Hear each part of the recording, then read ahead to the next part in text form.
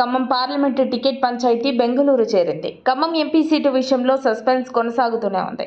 Ponguleti Srinivas Reddy Khammam seat విషయంలో చాలా పట్టుదలతో ఉన్నారు. తన తమ్ముడు ప్రసాద్ రెడ్డికే సీటు ఇవ్వాలని పట్టు వదిలిన విక్రమార్కుల్లా ఉన్నారు.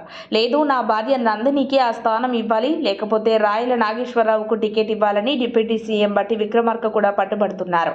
దీంతో చేసేది లేక ఖమ్మం ఎంపీ టికెట్ పంచాయతీ కాస్త Congress troubleshooter Karnataka deputy CM DK Shivakumar వద్దకు చేరింది. ఈ రోజు సాయంత్రంలోగా ఖమ్మం సీటు విషయంలో ఒక స్పష్టత వచ్చే అవకాశం ఉందని గాంధీ భవన్ రాజకీయ వర్గాల్లో వినిపిస్తోంది. దాదాపుగా నెల రోజుల నుంచి ఖమ్మం సీటు విషయం చర్చ జరుగుతూనే ఉంది.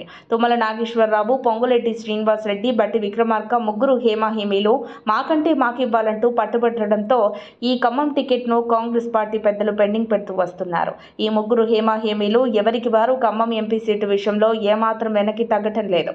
ఇదే అదనుగా బీఆర్ఎస్, బీజేపీ పార్టీల అభ్యర్థులు ఇప్పటికే జిల్లా అంతటా తిరుగుతూ విస్తృత ప్రచారం చేస్తున్నారు. ఖమ్మం కాంగ్రెస్ పార్టీ అభ్యర్థిని ప్రకటించేందుకే నానా తంటాలు పడుతోంది కాంగ్రెస్ అధిష్టానం.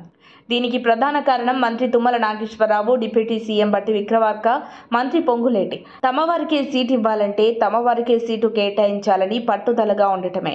ఎవరికి కేటాయిస్తే ఎవరితో ఏ తంటాలు వస్తాయో అని కాంగ్రెస్ పార్టీ ఈ టికెట్ను పెండింగ్లో పెడుతూనే వస్తోంది.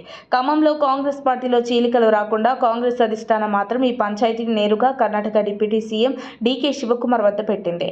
ఈ రోజు డీకే శివకుమార్ నేతృత్వంలో తుమ్మల నాగేశ్వరరావు, పొంగులేటి శ్రీనివాస్ రెడ్డి, బట్టి విక్రమార్క ముగ్గురు హేమాహేమీలను బెంగళూరు పిలిపించుకొని మాట్లాడి ఈ రోజు సాయంత్రానికి ఖమ్మం ఎంపీ అభ్యర్థిని ఫైనల్ చేసే అవకాశం ఉందని వార్తలు వినిపిస్తున్నాయి.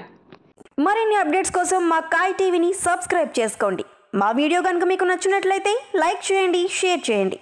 మీ విలువైన అభిప్రాయాలను కామెంట్ బాక్స్లో తెలియజేయండి.